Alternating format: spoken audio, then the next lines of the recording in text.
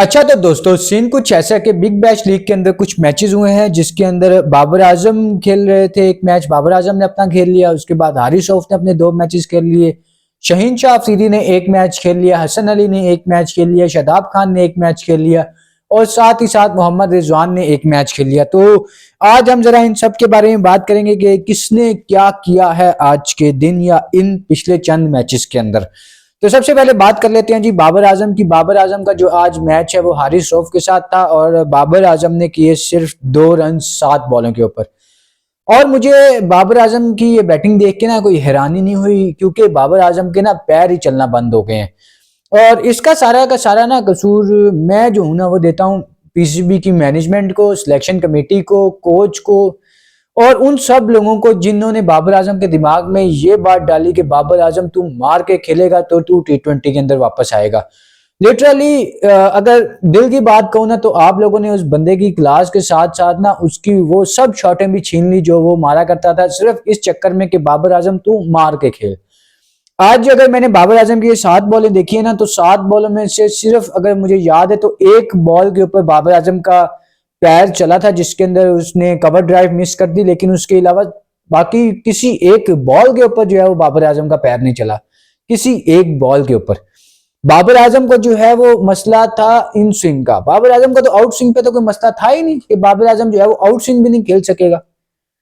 बाबर आजम का जो सारा मसला था वो इन स्विंग था, या तो मसला जो था वो स्पिनर्स का था। दूसरी बात हमारे जो है वो कोच ने बाबर आजम को बाहर निकाला टीम से कि बाबर आजम जो है वो बिग बैश लीग में जाएगा, वहां पे जाके स्पिनर्स को टेक डाउन करे और उनके खिलाफ जो है अपना स्ट्राइक रेट तेज करे, फिर बाबर आजम को हम टीम के अंदर लेके आएंगे। बाबर आजम को मौका नहीं मिल रहा स्पिनर के खिलाफ बारी करने का, क्योंकि जो असल में बाबर आजम की टेक्निक थी उस टेक्निक को ही चेंज कर दिया गया। एक बंदे ने जो है वो 9-10 साल क्रिकेट खेली हो, उसने जो है वो 19, 20, 21, 22 और 23 तक जो है वो आई गेस ओडीआई के अंदर रूल किया हो, T20 के अंदर रन्स लगाए हो, अचानक से उसकी जो है वो सारी टेक्निकें खराब होने लगी।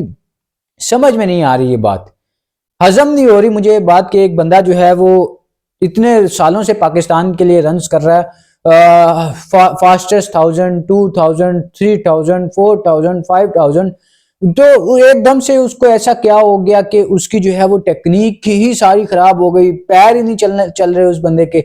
तो इसका जो सारा का सारा कसूर है ना वो मैं देता हूँ, सॉरी टू से, बट उसका सारा का सारा कसूर जो है वो हमारी मैनेजमेंट को जाता है, सिलेक्शन कमेटी को जाता है, खास तौर पे सिलेक्शन कमेटी के हेड को जाता है आकिब जावेद साहब को।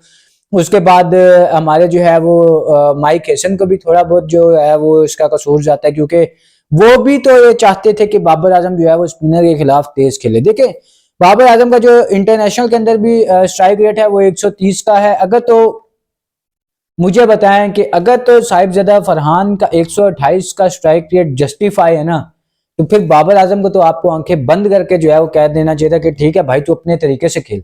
लेकिन नहीं, ये है डिस्क्रिमिनेशन कि एक बंदा अगर 128 के स्ट्राइक रेट से खेले, एक ओवर की पहली बॉल के ऊपर छक्का मारे, फिर आगे 5 बॉलें डॉट करे और आखिरी बॉल के ऊपर सिंगल करे, तो वो अच्छा है क्योंकि उसने जो है वो ओवर के अंदर एक छक्का मारा हुआ है। लेकिन दूसरी तरफ अगर एक बंदा जो है 5 बॉलों के ऊपर सिंगल कर रहा है और आखिरी बॉल के ऊपर डबल कर रहा है, स्कोर तो फिर साथ के साथ ही आ रहे हैं, लेकिन बनाने का तरीका कुछ और है। उस तरह जो है वो साहिबजादा फरहान की अगर हम डॉट बॉल की बात करें तो 50+% की रेशो के साथ जो है साहिबजादा फरहान की डॉट बॉल्स हैं और बाबर आजम की जो है वो 30% डॉट बॉल्स हैं। लेकिन नहीं जी, साहिबजादा फरहान जो है वो ठीक खेलता है। तो खैर अब आ जाओ जरा हारिस रऊफ की तरफ। हारिस रऊफ ने जो है वो पहले मैच के अंदर काफी अच्छी बॉलिंग की थी। हारिस रऊफ ने 4 ओवरों में 27 रन देके 3 आउट किए थे और आज जो है हारिस रऊफ ने 4 ओवरों में 37 रन देके 1 आउट किया है। और हारिस रऊफ को जो है ना कंडीशंस थोड़ी बहुत सूट भी करती हैं, क्योंकि हारिस रऊफ जो है वो एक तेज बॉलर है, हर बॉल 140 145 तक वो जाता है बॉल करने। तो हारिस रऊफ को ये विकेट्स जो है वो सूट करती हैं, बाउंसी कंडीशंस होती हैं ऑस्ट्रेलिया की, और ये जो है ये ऑस्ट्रेलिया में हारिस रऊफ बड़ा जो है वो अच्छा बॉलर देखने में मिलता है। लेकिन जैसे ये एशियन कंडीशंस में आता है तो वहां पे जो है हारिस रऊफ को हर स्पेल जो है वो 40+ लग रहा होता है। आज भी 37 रन खाए हैं हारिस रऊफ ने, जो कि काफी ज्यादा महंगे थे, क्योंकि बाकी अगर हम पीटर सिडल्स को देखें तो उसने जो है 4 ओवर में मेरे ख्याल में 27 रन दिए। तो वो इतना पुराना एक्सपीरियंस बॉलर, अब तो वो वेटरन हो गया ना, 40+ हो गया आई गेस, लेकिन वो बॉलिंग कर रहा है, वो उसको पता है कि भाई किस तरह करनी है। लेकिन हमारे जो सीनियर प्लेयर्स होते हैं ना, उन्हें पता नहीं लगता कि भाई बॉलिंग कैसे करनी है। हारिस रऊफ ने एक मैच में बड़ी अच्छी बॉलिंग की, जो उन्होंने पिछला मैच खेला मेरे ख्याल में हसन अली लोगों के खिलाफ, एडिलेड स्ट्राइकर्स की तरफ खिलाफ जो मैच खेला, उसके अंदर जो है हारिस रऊफ ने 4 आउट कर दिए थे, 3 आउट किए थे 4 ओवर में 27 रन देके। लेकिन आज जो है वो जैसी सिडनी में आए तो वहां पे जो है वो हारिस रऊफ को 4 ओवरों में 37 रन लग गए और हारिस रऊफ सिर्फ 1 विकेट लेने में कामयाब हुए। उसके बाद आ जाओ जरा अब शहीन शाह अफरीदी की तरफ। शहीन शाह अफरीदी ने जो है बॉलिंग करते हुए 4 ओवरों में 35 रन दिए और 1 आउट किया।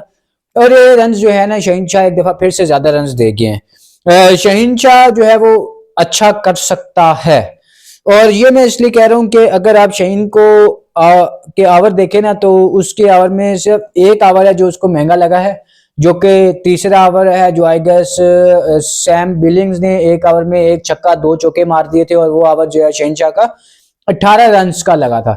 लेकिन अगर उसके अलावा अगर आप शहीन शाह के बाकी 3 ओवर देखें तो उसमें शहीन शाह ने सिर्फ 17 रन दिए हैं।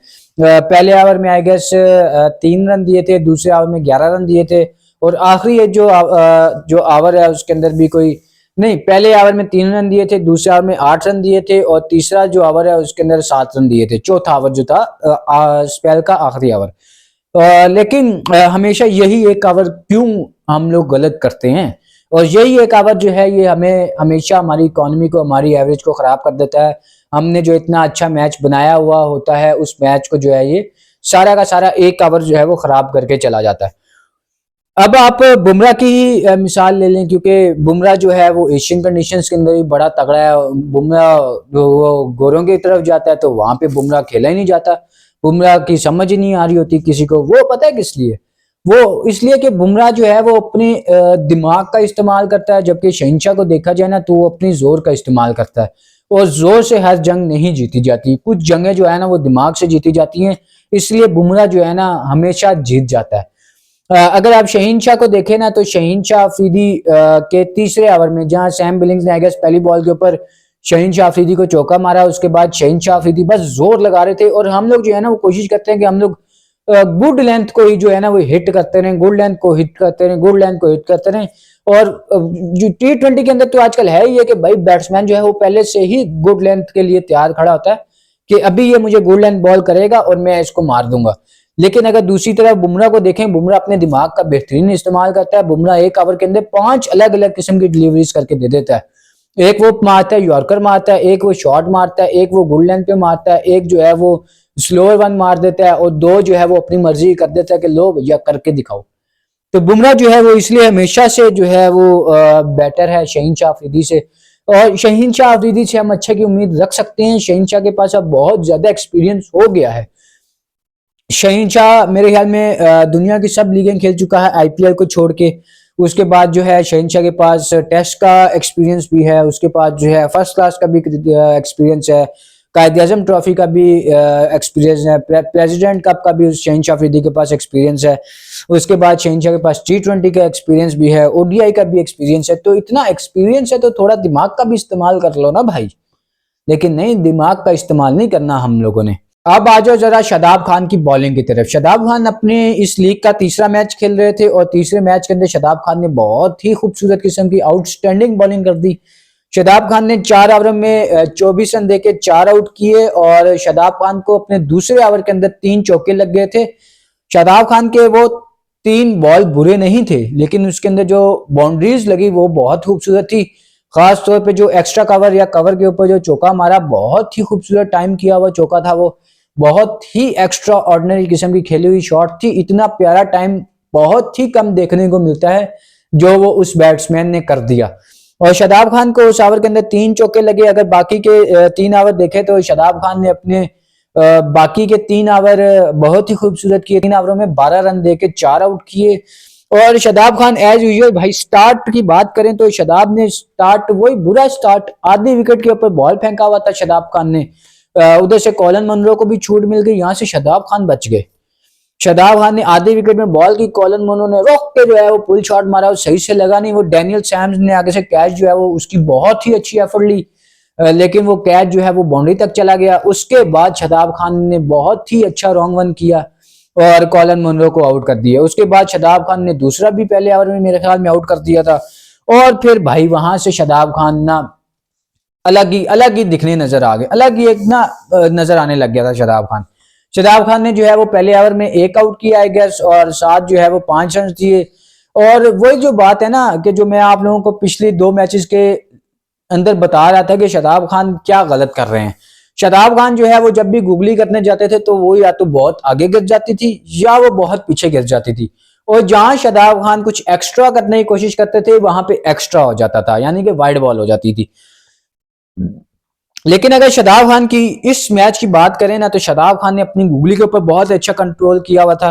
शादाब खान को जो है मेरे ख्याल में 3 या 2 विकेटें तो मेरे ख्याल में याद है मुझे जो शादाब खान को गूगली के ऊपर मिली। एक तो वो जिसमें कॉलन मुनरो आउट हुए, दूसरा वो जिसके ऊपर बैट्समैन रिवर्स स्वीप मार रहे थे और बोल्ड हो गए। तो शादाब खान को जो है ये 2 विकेटें जो है अपनी गूगली के ऊपर मिली और बहुत ही अच्छा कंट्रोल था। और हम जो है अगर शादाब खान से उम्मीद लगाए ना आगे के शादाब खान अच्छा करेंगे, और आगे जो ऑस्ट्रेलिया के साथ सीरीज आ रही है उसके अंदर भी अच्छा करेंगे और अपना नाम वापस लेके आएंगे वर्ल्ड कप के अंदर। वैसे सुनने में तो आ रहा है कि वर्ल्ड कप में के जो है वो शादाब खान आ रहे हैं, और अगर आ जाए तो भाई बहुत ही अच्छा हो जाएगा। अब आ जाओ जरा मोहम्मद रिजवान की तरफ। मोहम्मद रिजवान अपना जो है वो दूसरा मैच खेल रहे थे, और दूसरे मैच के अंदर मोहम्मद रिजवान ने 26 बॉलों के ऊपर 32 रन की इनिंग खेली। रिजवान की तरफ से एक नया शॉट देखने को मिला, सबसे पहले तो मैं उसकी तारीफ करूंगा क्योंकि एक नई चीज देखने को मिली हमें मोहम्मद रिजवान की तरफ से।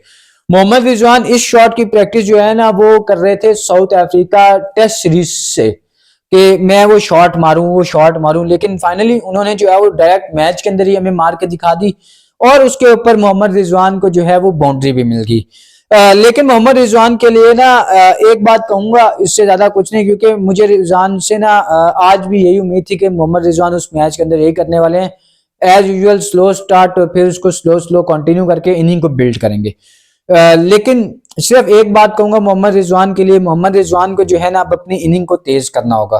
वो इसलिए क्योंकि मोहम्मद रिजवान को अगर T20 टीम के अंदर वापस आना है ना, तो उन्हें एज अ मिडल ऑर्डर के तौर पर आना चाहिए। उसकी वजह मैं आपको बताता हूँ। देखें, साहिबजादा फरहान और साइम अयूब जो हैं वो ओपनिंग स्लॉट के लिए पूरे हैं, उनको मुझे नहीं लगता कोई इतनी जल्दी चेंज करेगा। उसके बाद 1 डाउन के ऊपर बाबर आजम, 2 डाउन के ऊपर अगर आप देख लें सलमान अली आगा होंगे या उस्मान खान होंगे, और 3 डाउन के ऊपर जो है इन्हीं दोनों में से एक हो गए। 2 और 3 डाउन जो है वो इन दोनों की स्लॉट पक्की है।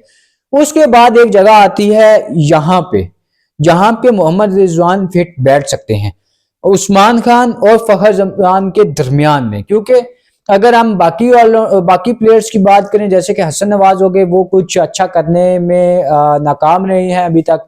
उसके बाद अगर हम बात करें क्या नाम है यार वो अब्दुल समद की, तो मुझे उसकी टेक्निक को इतनी खास लग नहीं रही कि वो कुछ कर पाएंगे। उसके बाद इरफान खान नियाजी की बात करें तो वो अपने बहुत बुरे दौर से गुजर रहे हैं। अभी इमर्जिंग एशिया कप के अंदर हम उनसे काफी अच्छी इनिंग्स की उम्मीद लगा रहे थे, लेकिन उनसे नहीं हो पाया। उसके बाद फिर यही बचते हैं हमारे पास मोहम्मद रिजवान के, एक रिलायबल प्लेयर है लेकिन अपनी इनिंग्स को जो है वो थोड़ा तेज करे तो वो यहाँ पे फिट बैठ सकता है।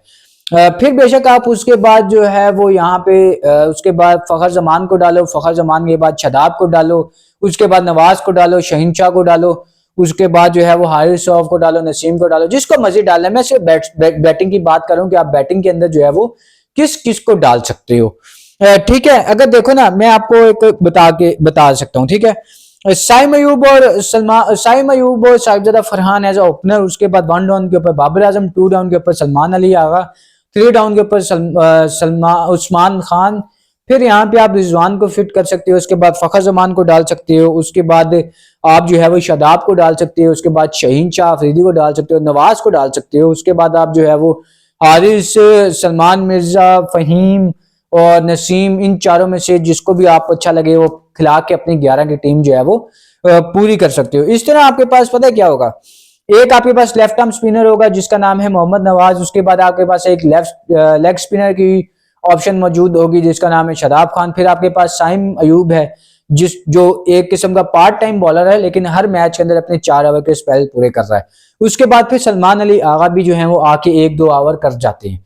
तो आपके पास 4 तो स्पिनर हो गए। उसके बाद आपने जो है वो अगर शहीन तो जाहिर बात है खेलेगा। उसके बाद अगर आप देखें तो आप यहाँ पे सलमान मिर्जा को खिला सकते हैं। अगर आप यहाँ देखें तो आप जो है वो हारिस रऊफ को खिला सकते हैं, क्योंकि हारिस रऊफ जाहिर बात है 140 की पेस से करता है, तो हारिस रऊफ को भी खिलाना चाहिए। अगर हम हारिस रऊफ की बात करें तो खैर हारिस रऊफ की बात मैं पहले कर चुका हूं, लेकिन अगर हम हारिस रऊफ की एक अचीवमेंट की बात करें तो हारिस रऊफ ने अपनी बिग बैश लीग के अंदर 40 विकेटें मुकम्मल कर ली हैं, और हारिस रऊफ की जो है वो मिनिमम 40 विकेट्स के अंदर बेस्ट एवरेज है बॉलिंग की। अगर हम देखें तो हारिस रऊफ की जो बॉलिंग की एवरेज है वो है 15.82 बीबीएल के अंदर। तो उसके बाद सेकंड के नंबर के ऊपर हमारे पास आते हैं राशिद खान, जिनकी जो है वो एवरेज 17.51 की है। थर्ड पे आते हैं स्पेंसर जॉनसन, जिनकी एवरेज जो है वो 19.21 की है। और उसके बाद जेसन बेरेंडॉफ आते हैं, जिसकी एवरेज जो है वो 19.25 की है। तो अभी तक जो है वो सिर्फ इतनी ही मेरे पास अपडेट्स ही। हाँ, हसन अली के ऊपर बात करना भूल गया। हसन अली ने जो है वो 3 ओवर का स्पेल किया, और 3 ओवर में हसन अली ने 25 रन देके 2 आउट किए। Hasan Ali can do way better than this, way better. लेकिन पता नहीं हसन अली ने जब से वो कैच ड्रॉप किया है, वो 2021 वर्ल्ड कप वाला, उनके जहन के ऊपर पता नहीं ऐसा क्या असर हुआ है कि वो शायद बॉलिंग करना भूल गए हैं। उनको जो है वो बैट्समैन स्टार्ट ही बाउंड्री से करते हैं कि भाई तू आ पहली बॉल के ऊपर ही तुझे बाउंड्री के बाहर फेंकूंगा। समझ नहीं आ रही कि हसन अली के साथ व्हाइट बॉल क्रिकेट के अंदर हो क्या रहा है। मुझे Hasan Ali as a bowler बहुत अच्छा लगता है भाई। हसन अली बहुत एनर्जेटिक है, हसन अली के पास वेरिएशंस भी हैं, लेकिन पता नहीं क्यों वो बैट्समैन जो है वो बहुत जल्दी हसन अली को पिक कर लेते हैं, बहुत जल्दी। और अब जो है मेरे ख्याल में हसन अली को ना वो भुला देना चाहिए 2021 को। आज अपने ऊपर फोकस करे और मैच को जो है जितवाए, मैचेस जितवाए, रन्स ना खाए, विकेटें ले, ताकि वो भी टीम के अंदर वापस आ सके। हम लोग हसन अली को ना इस वक्त टेस्ट के अंदर देख रहे हैं, ना ओडीआई के अंदर देख रहे हैं, ना T20 के अंदर देख रहे हैं।